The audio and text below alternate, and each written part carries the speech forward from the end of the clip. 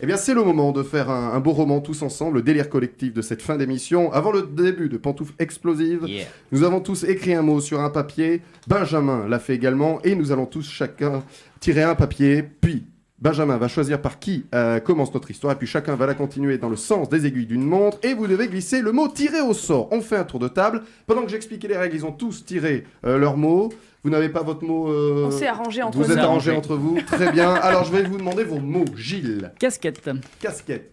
Moi j'en ai plusieurs, donc il y a quelqu'un qui a triché. T'as quoi ? Du coca au goût de Pepsi. Ah, C'est ridicule. Flavien. Un avion à hélice. Oui. Léa. La bande à Picsou.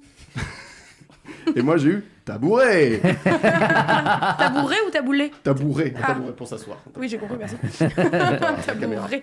C'est plus dur. Benjamin, par qui veux-tu commencer cette histoire ? Léa, soyons galants. Léa, donc je finirai l'histoire et nous allons dans le sens des aiguilles d'une montre. D'accord. C'est parti, Léa. Eh ben c'est parti, c'est l'histoire du petit Robert qui a 8 ans et qui marche dans la rue avec sa maman et d'un coup il voit un marchand de journaux. Ça existe toujours les marchands de journaux, hein ? Oui, D'accord, oui, ouais. oui. Il voit donc une maison de la presse, il tire la jupe de sa maman. Maman, si tu veux, s'il te plaît, est-ce que tu peux m'acheter ma bande à Picsou de ce mois-ci ? La mère dit ouais, bon, d'accord. Il rentre dans la maison de la presse, il demande à la dame, est-ce que vous avez la bande à Picsou ?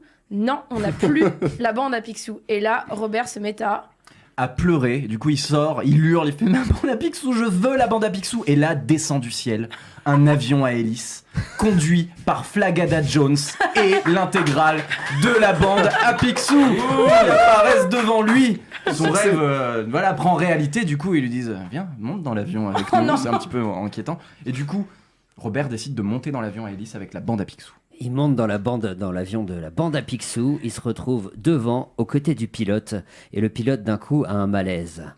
Donc il prend les commandes de l'avion et il demande « Non mais je vais pas réussir tout seul, en plus je suis un enfant, donc potentiellement je suis pas pilote, donc il me faut quelque chose pour me remettre, vite, du coca au goût de Pepsi, s'il vous plaît, pour que je me remette !»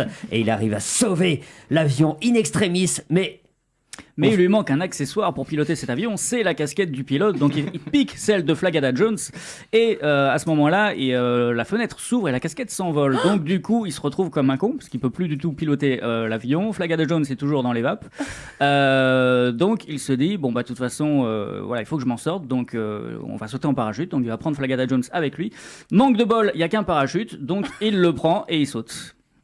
Oh le salaud. Il saute, les autres restent dans l'avion, hein, ils sont tous installés sur des petits tabourets, hein, mais ils décident quand même de fouiller, ils font toutes les comment on appelle ce qu'il y a au-dessus là, les cabines, les bagages cabines. Les bagages cabines, ils ouvrent toutes les bagages cabines, et là ils arrivent quand même à trouver plein de parachutes. Qu'est-ce qu'ils font ? Ils ouvrent l'issue de secours et ils sautent et ils sont tous sauvés. C'était un beau roman. C'était une belle histoire.